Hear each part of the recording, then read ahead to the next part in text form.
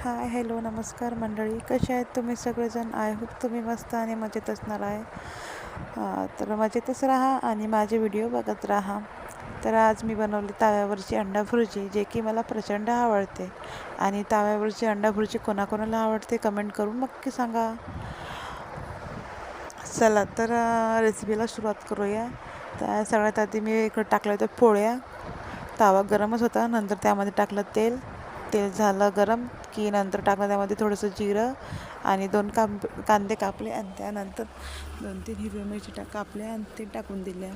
आणि त्यामध्ये टाकलं मी थोडंसं हळद आणि मीठ चवीनुसार. आणि ते छानपैकी कांदे चिमेपर्यंत होऊ द्यायचे.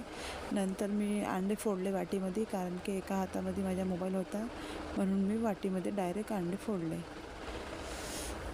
तर अशा प्रकारे मस्तपैकी अंडा भुर्जी तयार आहे.